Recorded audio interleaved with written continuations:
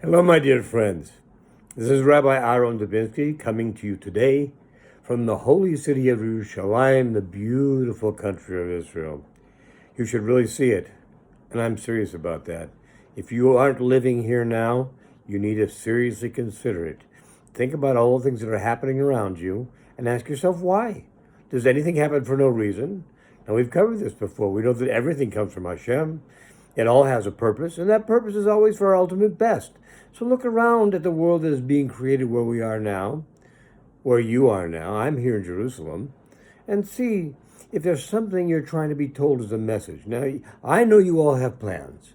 You have plans for what you want to do with your life, your children, your grandchildren. These are the things that are very important in your life, and they should be important in your life. But I want to remind you about something.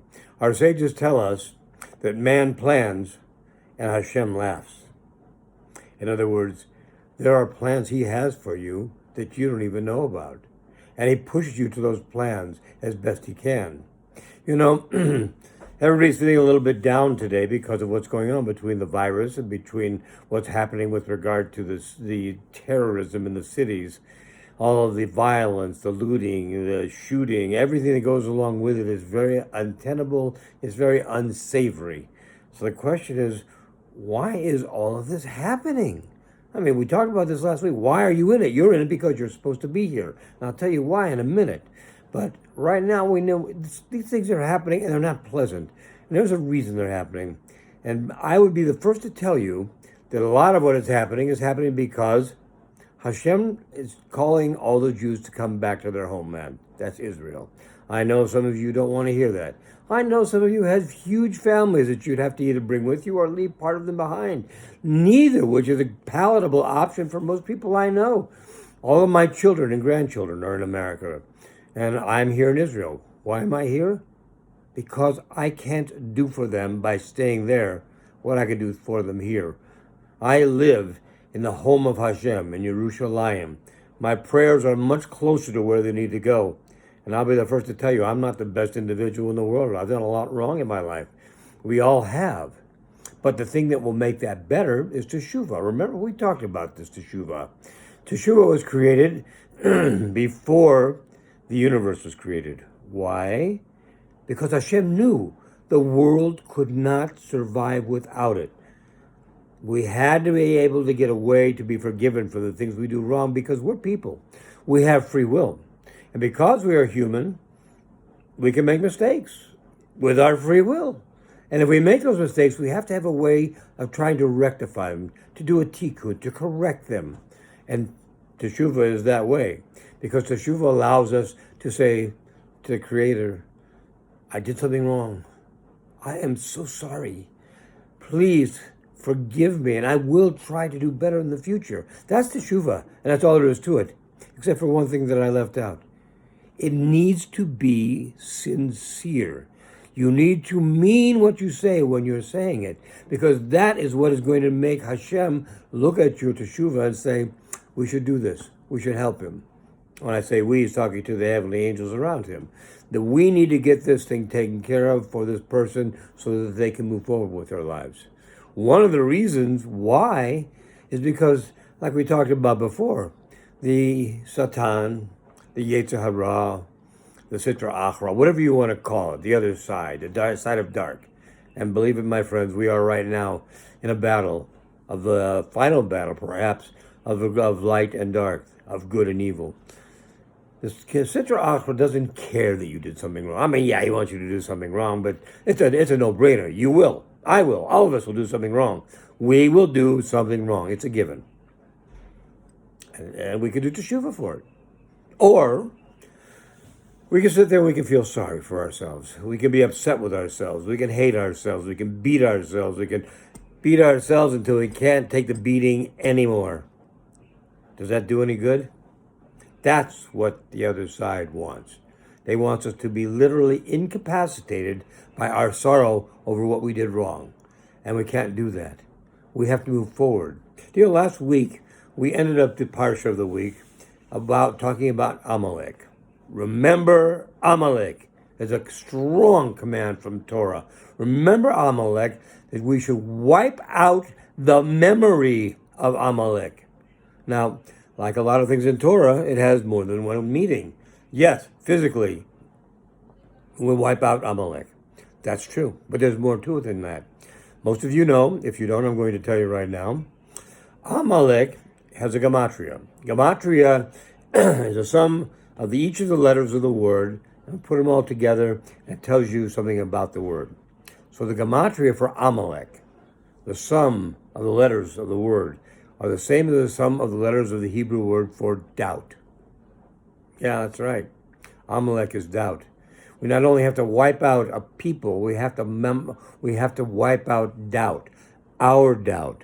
We don't have to have it. It is not productive in our lives.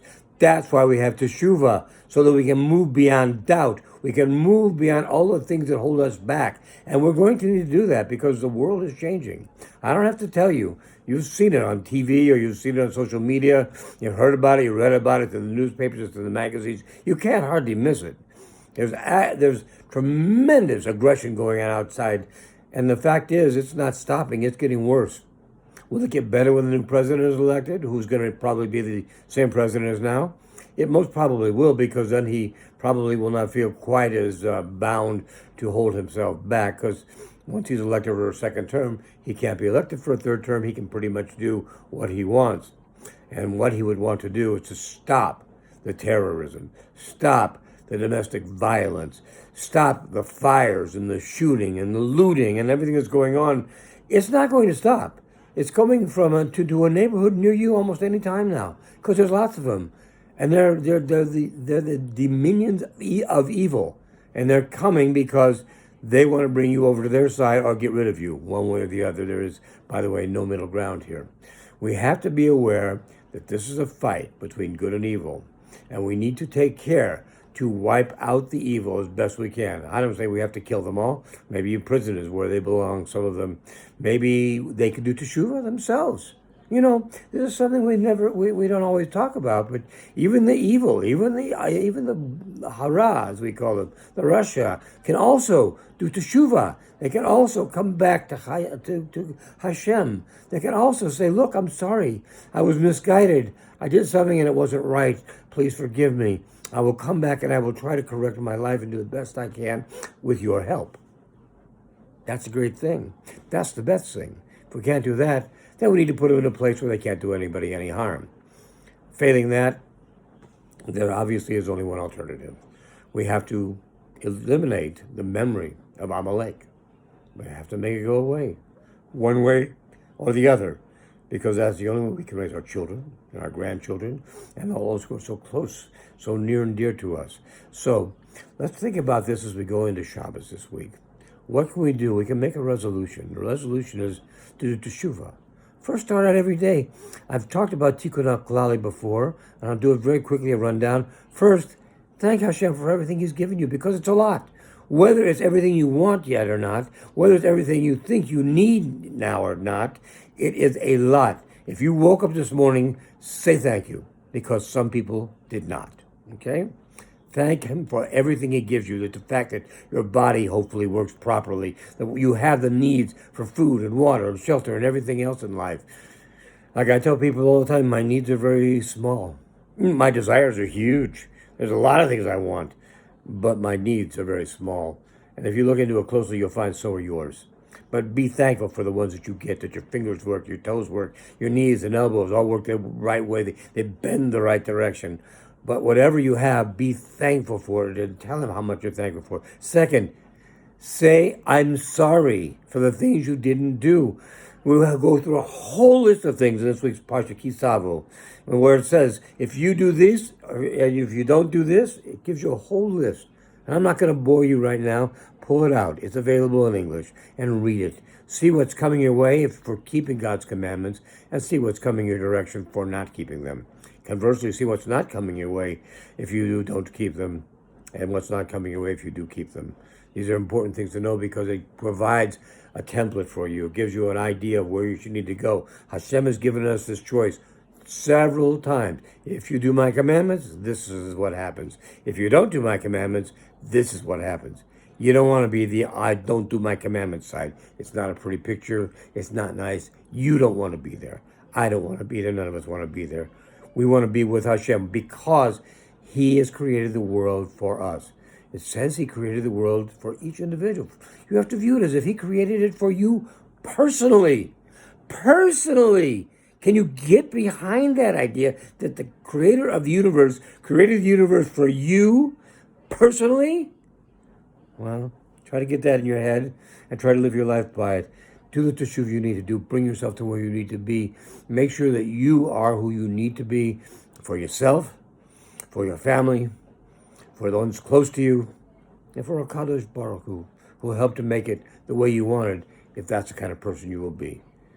Be well, my friends. Have a great Shabbos. Have a great week ahead. Be excited. There are a lot of good things in life. I've talked about some of the bad today because you're going to have to deal with them, and this gives you a way to deal with them. If you still have problems dealing with them, like I told you before, I have several people that I counsel on this type of thing. How do you deal with life as it is right now? Be more than happy to help you. Contact me at newlife181818 at AOL.com, and we'll talk by phone or by Skype or however you want to do it. But help is available if you want it. If not, just have a great Shabbos. Be well, be happy. God bless. All the best. Bye-bye.